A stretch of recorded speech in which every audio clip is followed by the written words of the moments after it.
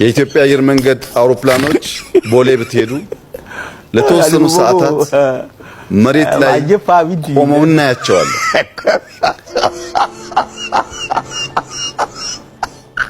ያ ግን የአውሮፕላን ተፈጥሮ አይደለም። የቤተሰብ ችግር ነው። ተበዳቶ ነው እንጂ በጣም ያማል። የአውሮፕላን ተፈጥሮ በሰማይ ላይ መብረር ነው። አምላኬ ሆይ ሰው የሚናገረውን ነገር አያውቅምና ይቅር በለው። በመሬት ላይ የቆመን አውሮፕላን ስትመለከቱ የገዘፈ ለመነሳት እንኳን የሚቸገር ይመስላል። አውራ አንተ አይደለም ጥፋተኛው ብለን የምንሰማበት ጆሮ ነው ጥፋተኛው። መሬት ላይ የቆመ አውሮፕላን ተነስቶ ለመብረር መጀመሪያ የሚገፋው መኪና ሁሉ ይፈልጋል። ጉዱ ካሳ ልበልህ፣ ታውራሪ ልበልህ፣ ማን ልበልህ? በታሪካችን ውስጥ ለረጅም ዓመታት ስንዳማ፣ ስንዋጋ፣ ስንጋደል ኖረናል። ምንም ውጤት አላመጣንም። ሀገራችንን አቀንጭረን የዓለም ጭራ ከማድረግ ውጊያ እየተካሄደ ሀገራዊ ምክክር ማድረግ ሰውነትን ታጥቦ ንጹህ ልብስ ለብሶ ተመልሶ ጭቃ ውስጥ እንደመዋኘት ነው። ቃላቶቹ የዶክተር ደሳለኝ ጫኔ ቃላቶች ናቸው። ቦታው የህዝብ ተወካዮች ምክር ቤት። ሰሞኑን በፓርላማው የተሰማው ይህ ንግግር እንደ አንድ የአፍ ወለምታ ከምላስ ተንሸራቶ የሚወርቅ ተራ የፖለቲካ ወቀሳ አልነበርም። የሀገሪቱን የፖለቲካ ልብ ምት ያቆመ በጽኑ የታመመውን የኢትዮጵያን ፖለቲካ በጠና መታመሙን የነገረን የህሊና ጩኸት ነበር። ጤና ይስጥልኝ። ይህ በራፍ ቴሌቪዥን ነው። ዛሬ የምንፈትሸው የምንጠይቀውና የምንሞግተው ጉዳይ ጥልቅ ነው። በአንድ እጅ እንመካከር የሚል ሰነድ፣ በሌላ እጅ አንበርክክ የሚል ጠመንጃ ይዞ ወደፊት መራመድ ይቻላል እንዴ? የሀገራዊ ምክክር ኮሚሽኑ በዶክተር ደሳለኝ እንደተገለጸው ንጹህ ልብስ ለብሶ ጭቃ ውስጥ ለመዋኘት እየተዘጋጀ ነውን? ወይስ ከጭቃው የሚወጣውን መስተላል ይዞ ወጥቷል? በኢትዮጵያ እንደ አማራ ልሂቅ የታሰረበት ህዝብ የለም። ይህ የዶክተር ደሳለኝ ሁለተኛው መብረቅ ነው። ይህ ንግግር የዛሬን እውነት ብቻ ሳይሆን የጠላትን የታሪክ ጠባሳ የሚነካ ነው። ፕሮፌሰር ዶናልድ ሌቪን ታላቋ ኢትዮጵያ ሲሉ የገለጿት በሺህ ዓመታት የህዝቦች መስተጋብር የተገነባቸው ሀገር ዛሬ የት ላይ ናት? የአማራ ህዝብን ከኢትዮጵያዊነት ማዕቀፍ አውጥቶ ልሂቃኑን ወደ ወህኒ ወሩሮ ህዝቡን በድሮንና በታንክ እየደበደቡ የሚደረግ ምክክር ውጤቱ ምንድን ነው? የኢትዮጵያን አከርካሪ እየሰበሩ እግሮቿን እየቆረጡ እንራመድ ማለትስ ይቻላል እንዴ? የአማራ ፖለቲከኞች፣ ጋዜጠኞች፣ የህሊና እስረኞች በጨለማ ቤት እየማቀቁ በእውነት ብርሃን የተሞላ ምክክር ማድረግ ይቻላል ወይ? ወይስ ሂደቱ የታሪክ ተመራማሪዎች እንደሚሉት የይስሙላ ድግስ ወይም ኮስሜቲክ ኢቨንት ሆኖ ይቀራል? ዛሬ በዝግጅታችን የምንጠይቃቸው አስፈሪ ጥያቄዎች አሉን። መንግስት የአማራን ህዝብ ጥያቄ በኃይል ለመፍታት የመረጠው መንገድ ሀገሪቱን እንደ ሩሲያ የስታሊን ዘመን ወደ ፖለቲካዊ ማጽዳት እየወሰዳት ነውን? የምክክር ኮሚሽኑስ እና አክቲቪስት አይደለንም ሲል እጁን ታጥቦ ከደሙ ነፃ መሆን ይቻላል ወይስ ዝምታው ከጨኳኙ ጋር መተባበር ይሆንበታል?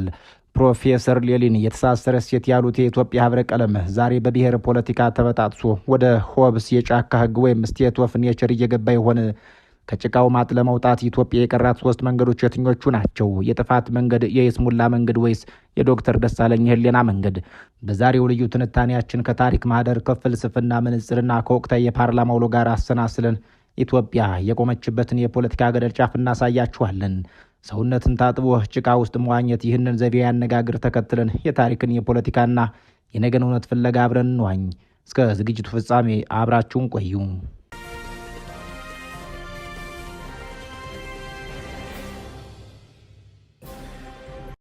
ሌሎች ህዝቦች ልሂቃን ታሳሪዎች የላቸውም።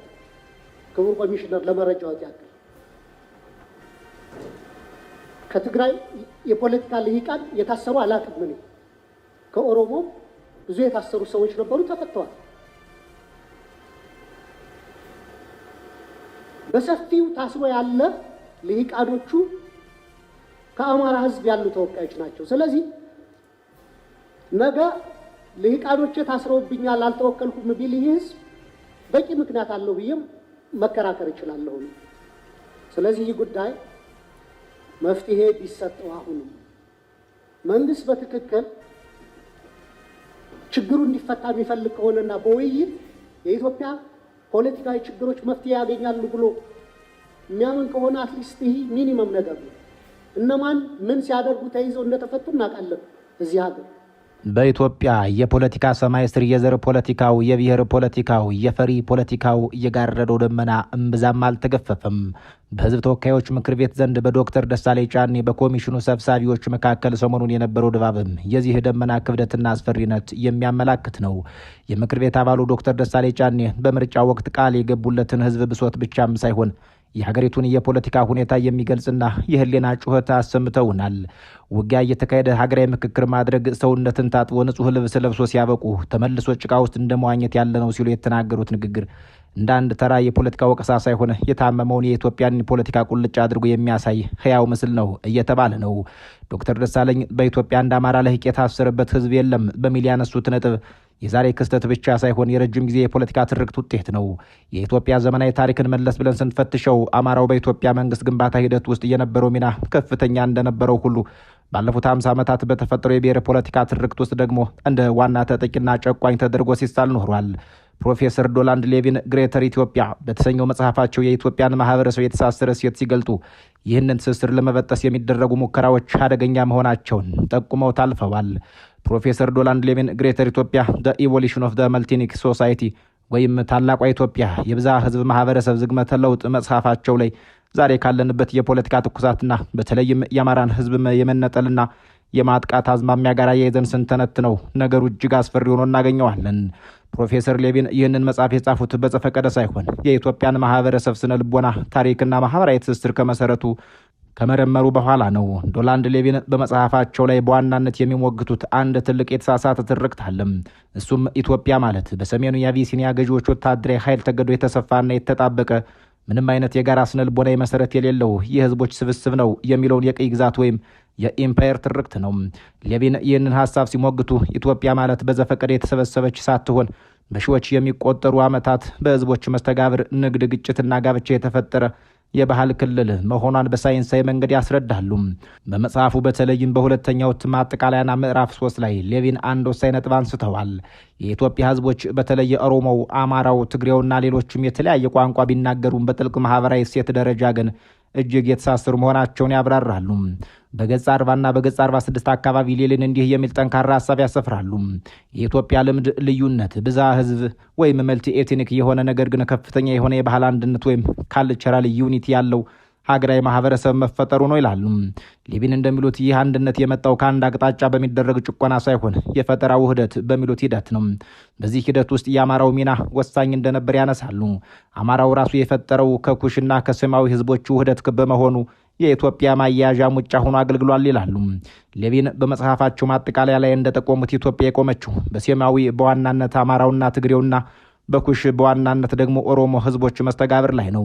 በመጽሐፉ ገጽ 165 አካባቢ የሚገኘው መንፈስ ልዋስና እንዲህ እንተርጉመው።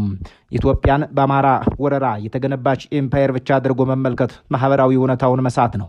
አማራው በኃይል ብቻ አልገዛም፣ አዋህዷል፣ አስተሳስሯል። የተለያየ ማንነት ያላቸው ህዝቦች የሚገናኙበት የፖለቲካ ማዕከል ፈጥሯል እንደማለት ነው ይላሉ። ዶክተር ደሳለኝ ጫኔ ባነሱት ነጥብ ላይ እንደተገለጸው ዛሬ የተደረገ ያለው ይህንን የሌቪንን የተሳሰረ እሴት በጉልበት የመበጣጠስ ሙከራ ነው። ሌቪን አማራውንና የኦርቶዶክስ ክርስትና ባህልን እንዲሁም የኦሮሞ ነገዳ ስርዓት መስና መስፋፋት እንደ ኢትዮጵያ ሁለት እግሮች አድርጎ ያዩዋቸዋል። ዛሬ በአማራ ላይ የሚደረገው ዘመቻ አማራውን መጤ ወይም ጠላት አድርጎ በመሳል ከኢትዮጵያ ፖለቲካ ለማግለል የሚደረግ ጥረት የሀገሪቱን አንዱን እግርም የመቁረጥ ያክል አደገኛ ነው ይላሉ። ሌቪን ያስቀመጡት የባህል ክልል ጽንሰ ሀሳብ የሚፈርሰው አንዱ ህዝብ በሌላው ላይ የዘር ማጥፋት ሲያውጅ ነው። አማራው ከተገፋ ኢትዮጵያ የምትባለው ወይም የሌቪን ታላቋ ኢትዮጵያ ትበታተናለች።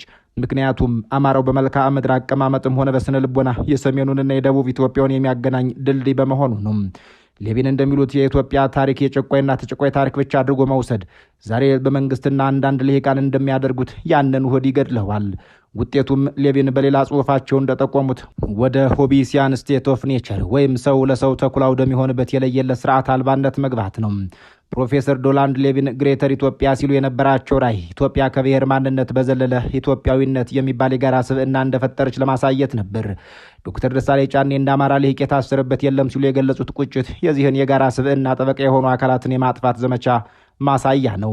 ሌቪን በህይወት ቢኖሩ ኖሮ ዛሬ አማራን እያወደሙ ኦሮሞን እያደሙ ኢትዮጵያን አንድ ማድረግ አይቻልም፣ ሰውነትን ታጥቦ ጭቃ እንደመዋኘት ነው ብለው በተስማሙ ነበር። ፕሮፌሰሩ የከተቡት አደጋ ዛሬ በተግባር እየታየ ነው። የአማራ ልሂቅ ጋዜጠኞችና የፖለቲካ መሪዎች እነ ክርስቲያን ታደለና ዮሐንስ ቦያለውን ጨምሮ በርካታ ልሂቃኖች ወደ እስር ቤት መወርወር መንግስት የሐሳብ ልዩነትን በጠመንጃና በእስር ለመፍታት እየመረጠ አስመስሎታል። በእርግጥ ይህ አይነቱ አካሄድ በታሪክ ውስጥ አዲስ አይደለም። የሩሲያው ሾልዘኒትስን ዘጉላግ አርቺፔላጎ በሚለው መጽሐፉ ስርዓቱ የገዛ ልጆቹንና አሳቢዎቹን እንዴት እንደሚበላ እንደገለጸው ዛሬም በኢትዮጵያ የፖለቲካ መድረክ የምንመለከተው ተመሳሳይ የፖለቲካ ማጽዳት ዘመቻ ይመስላል። ልዩነቱ ይሄኛው በብሔር ማንነት ላይ ያነጣጠረ ትርክት የታከለበት መሆኑ ነው። ጸረ አማራው ትርክት ተቋማዊ ቅርጽ ይዞ አማራውን ከፖለቲካው ሜዳ የማግለልና የማዳከም ስትራቴጂ አካል አድርገው የሚወስዱት ተንታኞችም በርካቶች ናቸው። በሌላ በኩል ሀገራዊ ምክክር ኮሚሽኑ የሰጠው ምላሽ ሚዛናዊነትን ለመጠበቅ የሚጥር ቢመስልም ከስልጣን ወሰኑ አንጻር ያለበት ጥርሱ የለሽ አንበሳ የመሆን አደጋ ውስጥ መግባቱን አመላክቷል። ኮሚሽኑ ስራችን የማመካከር እንጂ የአክቲቪስትነት አይደለም ማለቱ ትክክል ሊሆን ይችላል። ትክክል ሊመስልም ይችላል። ትክክል ላይሆንም ላይመስልም ይችላል። ነገር ግን ምክክር ማለት በባዶ ሜዳ የሚደረግ የቃላት ልውውጥ አይደለም። ምክክር መተማመንን ይጠይቃል። ዓለም አቀፍ ተሞክሮችን ስንመለከት በደቡብ አፍሪካ የነበረው የእውነትና የእርቅ ኮሚሽን ወይም ቲአርሲ ስኬታማ ሊሆን የቻለው የፖለቲካ እስረኞች ማለትም እነ ማንዴላ ተፈተው የፖለቲካ ምህዳሩ ለሁሉም እኩል ክፍት ሲሆን ነበር። በሰሜን አይርላንድ የነበረው የሰላም ስምምነት ወይም ጉድ ፍራይዴ አግሪመንትም ቢሆን የፖለቲካ እስረኞች መለቀቅን እንደ ቅድመ ሁኔታ አስቀምጦ ነበር። ዶክተር ደሳለኝ እንዳሉት ጦርነት እየተካሄደ ድሮን እየዘነበ የፖለቲካ መሪዎቹ በጨለማ ቤት እየማቀቁ እንመካከር ማለት በሽተኛውን ቀዶ ጥገና ሳያደርጉለት ውብ ልብስ ልበስና ፎቶ እንነሳ እንደማለት ያለ ነገር ነው። ይህ ንጹህ ልብስ ለብሶ ጭቃ ውስጥ መዋኘት የሚለው ዘይቤ ያነጋገር ሂደቱ የይስሙላ እንዳይሆን ያለውን ስጋት የሚያመላክት ጠንካራ ማሳያ ነው። የመንግስትና የኮሚሽኑ መልስ ምናልባትም ሂደቱ ይጀምር፣ ችግሮች በሂደት ይፈታሉ የሚል ሊሆን ይችላል። ነገር ግን በፖለቲካ ሳይንስ በጦርነት አለመኖርና በፍትህ መስፈን መካከል ትልቅ ልዩነት አለም። በአማራ ክልልም ሆነ በኦሮሚያና በሌሎች አካባቢዎች የሚደረግ ውጊያዎች ሳይቆሙ የሚደረግ ምክክር የአንድ ወገን ሞኖሎግ እንጂ ዲያሎግ ሊሆን አይችልም። የአማራ ህዝብ ጥያቄ መኖርና ያለመኖር ጉዳይ ሆኖ ሳለ ምላሹ ኃይል ብቻ መሆኑ ችግሩን አወሳስቦታል። የታሪክ ምሁራን እንደሚስማሙት አማራው ሲነካ ኢትዮጵያ ትነካለች፣ ኢትዮጵያ ስትታመም አማራው ይታመማል። ይህንን የታሪክ እውነት የካደ ፖለቲካ መጨረሻው የሀገር መፍረስ ሊሆን ይችላል። የዶክተር ደሳለኝ ንግግር ለገዢው ፓርቲም ሆነ ለኮሚሽኑ ማንቂያ ደወል ነው። የፖለቲካ እስረኞች መፈታት ሰብአዊ መብት ጉዳይ ብቻ ሳይሆን ለሀገራዊ ምክክሩ ታማኝነት ቁልፍ መስፈርት ነው። ያለ አማራ ተሳትፎ፣ ያለ ኦሮሞ ተቃዋሚዎች ተሳትፎና ያለ ትግራይ እውነተኛ ውክልና የሚደረግ ምክክር ኢትዮጵያን ከተዘፈቀችበት ጭቃ ማውጣቱ ቀርቶ ጭቃውን ወደ ኮንክሪትነት ቀይሮ ህዝቡን አጣብቆ እንዳያስቀረው የሚል ስጋት ተፈጥሯል።